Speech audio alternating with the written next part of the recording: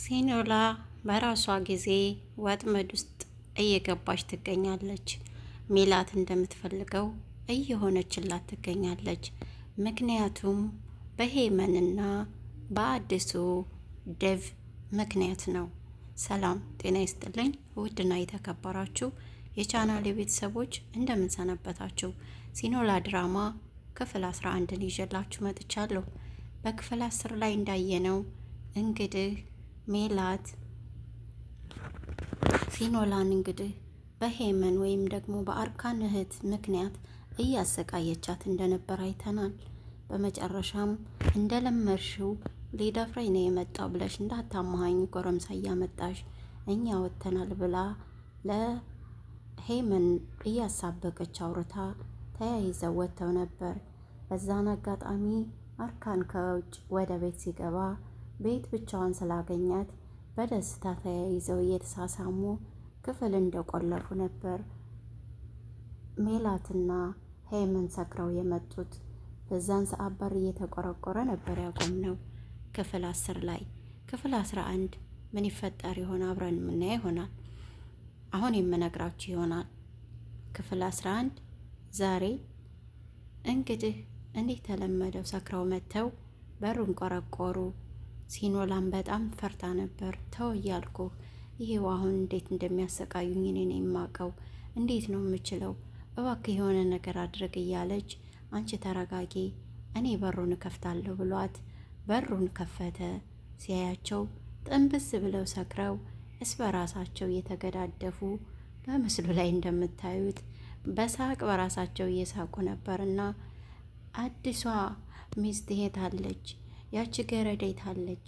የት ሆና ነው ምናምን እያሉ በተለመደው አንደበታቸው ሲኖላን እንደተለመደው እያንቋሸሹ ነበረ። እናም አርካንም ያንቺን አያገባኝም፣ እሷን ግን ሁለተኛ ይዘሽ እንዳትወጪ ሁለተኛ ብሎ አስጠነቀቃት ሜላትን። ሄመን ግን ሕፃን ልጅ አይደለሁም ስለ ራሴ ያውቃለሁ ብላ መለሰችለት። አርካንም በድጋሚ ሂጅና ምን እንደማደርግ አሳይሻለሁ ብሎ ዛተባት ወይም አስፈራራት። አሁን ግቡና ተኙ ብሎ ሲቆጣቸው ሜላት እንደለመደችው ወደ ክፍላቸው ማለትም ወደ አርካን ክፍል ልትገባ ስትል አያይ በጭራሽ ዛሬ እዚህ አታድሪም ብሎ ተቆጣት። እና የት ልደርስ ስትለው አብረሻት አይደል የጠጣሽው ብሎ አብራችሁ ተኙ ብሎ አባረራቸው። ተያይዘውም ወደ ሄመን ክፍል ገቡ። ያኔ ቀስ ብሎ ገባ ወደ ክፍሉና ሲኖላን አረጋጋት። ተኝተዋል፣ ወደ ክፍላቸውም ገብተዋል። ስለዚህ ተረጋጊ አላት። በጣም ፈርቼ ነበር አርካን፣ በጣም ነው የፈራሁት አለችው። አይዞሽ ተረጋጊ ችግር የለውም ብሎ አይዞሽ ብሎ አረጋጋት። ከዛም በቃቸው እኔም ክፍሌ ድር ብላ ተሳስመው እሷም ወደ ክፍሏ እሱም ክፍል ውስጥ አረፈ። ከዛ በኋላ ግን ሜላት አላረፈችም። ወይም ሲኖላም ወደ አባቷ ደውላ አባቷን እያወራቸው ነበር።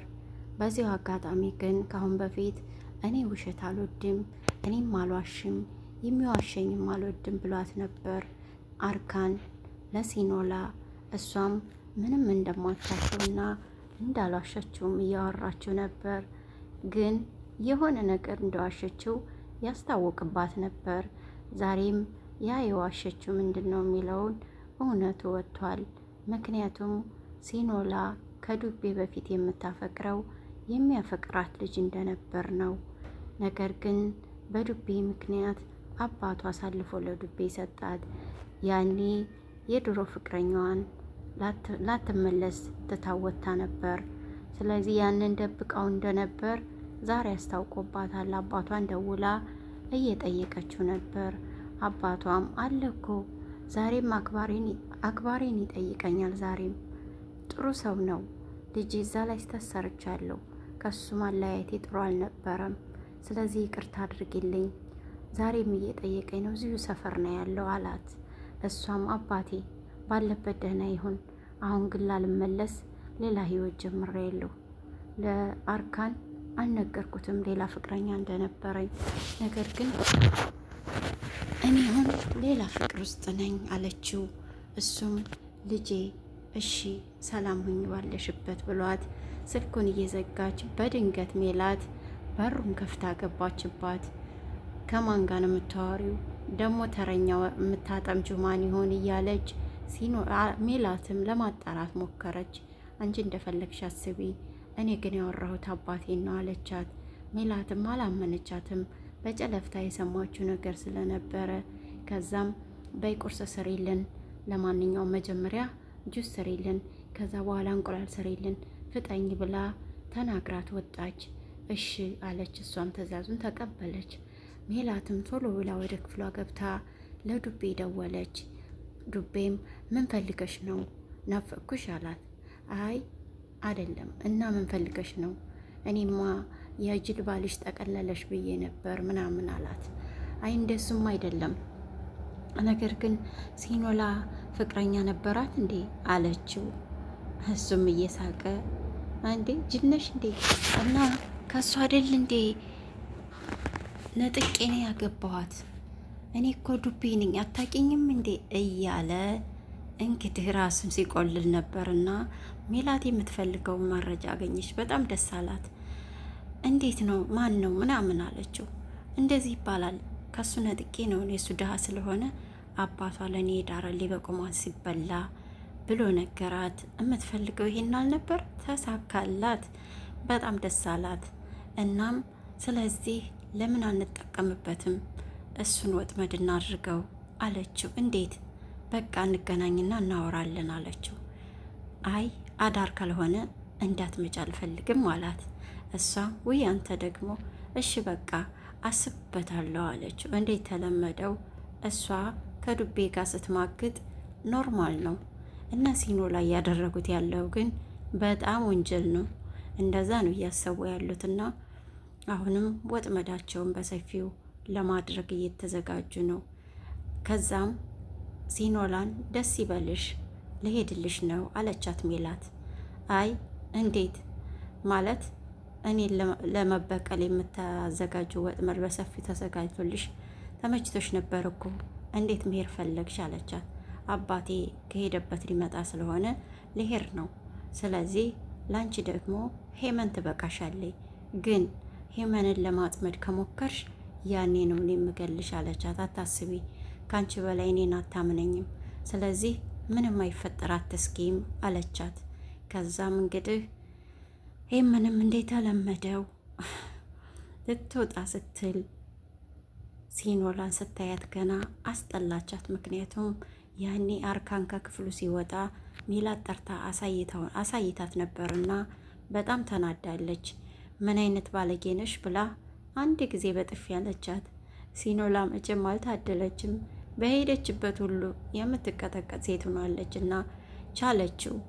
ለአርካን ስትል ዋጥ አደረገችው። ግን ክፍሏ ሄዳ በጣም አለቀሰች። እናም ምን ሆነሽ ነው አላት አርካን። ምን ሆነሽ ነው የምታለቅሽ? ምንም አልሆንኩ። ምንም እያለቀሽ እያየሁሽ እንዴት ምንም አልሆንኩ ትይኛለሽ? እባክሽ ንገሪኝ አላት። አይ በቃ እህትህ ናታ፣ እስከ መቼ ነው ይሄን የምችለው? እኔ እኮ ተጎዳሁ፣ እባክህ ንገራችሁ፣ የሆነ ነገር አድርግ አለችው። ተረጋጊ፣ ባለፈው እኮ ከክፍል ስትወጣ አይታሃለች አለች። አዎ ባለፈውም እኮ የተጣላ ነው ከኔ ጋር በዚህ ሆኖ አይታኛለች። ግን ደግሞ እኔ ህፃን ልጅ አይደለሁም አይመለከታትም አላት። ታዲያ ለምን አልነገርከኝም ስትለው አይ ያልነገርኩሽ እኮ እንዳትሰጊ እንዳትጨናነቂ ብዬ ነው። ለማንኛውም አትስኪ ብዙ፣ እሷን ቀስ አድርጌ እናቴን እስከማሳምን ነው፣ ችግር የለውም አላት። ከዛ በኋላ ሲኖላም በአጋጣሚ ስልክ ተደወለላት። አነሳችው።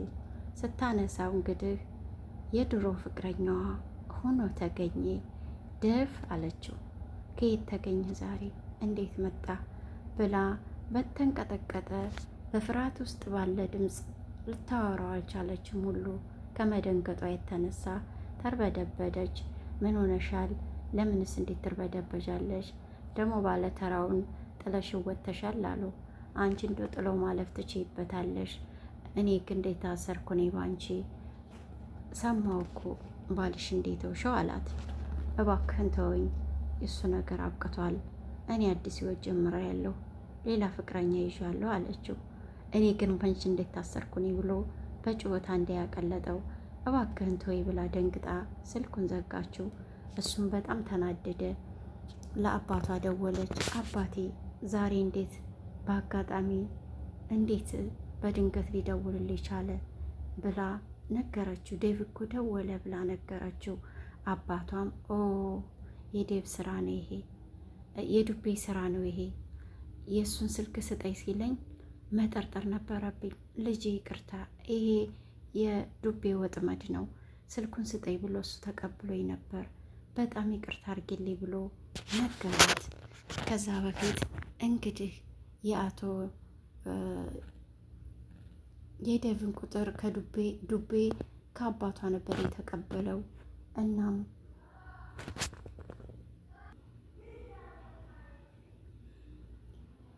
ሜላት ጋር በተነጋገረው መሰረት አቶ ዱቤ ከሲኖላ አባት የዴቭን ስልክ ተቀብሎ ነበርና ቀጥሮ አንተ ገንዘብ ያስፈልግሃል፣ አንተም ፍቅርህን ተቀምተሃል፣ እኔም ተቀምቻለሁ፣ አንድ እኩል ሆኖናል አለው። ለወዳው አልተስማማለትም ነበር፣ ግን ውሎ ሲያድር በጣም ደስ አለውና መበቀል ፈለገ ሲኖላን። በተለይ ደግሞ ደውሎ እኔ ሌላ ፍቅር ውስጥ ነኝ ስትለው በጣም ተናደደና በዱቤ ሀሳብ ተስማምቶ ስምምነቱን ተቀበለው። ያኔም የምትፈልገው ምንድን ነው አለው። እኔ ብር እሰጥሃለሁ፣ አንተ ደግሞ እንዴት መበቀል እንዳለብህ ታውቃለህ። እኔ የምፈልገው ሁለቱም ማለያየት ነው አለው አቶ ዱቤም። ከዛም እንግዲህ ደብም ወይም ደግሞ የሲኖላ የድሮ ፍቅረኛዋ ሀሳቡን ተቀብሎ ሲኖላን ለማገኘት ስልክ ደወለላት። ደውሎም ማገኘት ፈልጋለሁ አንቺን አላት። ሲኖላም በጭራሽ እንዳታስበው፣ በድጋሚ ልታገኘኝ እንዳትሞክር ብላ ስልክ ዘጋችበት ጆሮው ላይ። ያኔ በጣም ተናዷል ዴቭ። ከዛም ለዱቤ ደውላ እባክህን ተወኝ፣ አዲሱ ወጥመድህ ዴቭ መሆኑ ነው፣ እባክህን ልኖርበት ተወኝ አለችው። እኔ እኮ ትችሻለሁ፣ የተጣለቃ አይነሳም፣ ስለዚህ አልፈልግሽም። የማን ነው ዴቭ ደግሞ የምታወሪው? እኔ አላውቅም፣ እዛው ችግርሽን ፍቺ በሚል የምጸት ቃል ተናግሯት ስልኩን ዘጋባት። ግን ያኔ እርካን ሰምቷት ነበርና ለዱቤ ደውለሽ ነበር አላት። አሁን አለችው። ለምን ተወን ነው? ምን ፈልገሽ ደወልሽ አላት። አይ አባቴን እያስጨነቀብኝ ስለሆነ ተወው ለማለት ነበር የደወልኩት ብላ አማሃኘች። በድጋሚ ሌላ ውሸት ዋሸች። ይሄ ነገር መጨረሻው ምን ይሆን? ውድ ቤተሰቦቼ ሲኖላ ባትዋሽ ጥሩ ነበር። ምክንያቱም አርካን በጣም ጥሩ ሰው ነው። እንኳን ያለፈ ታሪኳን አሁን ላይ ያለችበትንም ተቀብሎታል። ስለዚህ ብትናገርና ችግሩን ቢፈታላት አሪፍ ነበር። አሁን ግን ወደማችለው ወጥመድ ውስጥ እየገባች ነው። እዚህ ጋር ዴቭ አለ፣ እዚህ ጋር የአርካን እህት አለች፣ እንዲሁም ደግሞ ሚላትና ዱቤ አሉ። በሁሉም በኩል ወጥመድ ውስጥ ገብታለች። ስለዚህ መጨረሻዋ ምን ይሆን? ውድ ቤተሰቦቼ ቀጣዩን ክፍል አብረን የምናይ ይሆናል። እስካሁን አብራችሁ ስለነበራችሁ አመሰግናለሁ። ላይክ፣ ሼር፣ ሰብስክራይብ ማድረጋችሁ አይረሳ። ሰላም ሁኑ።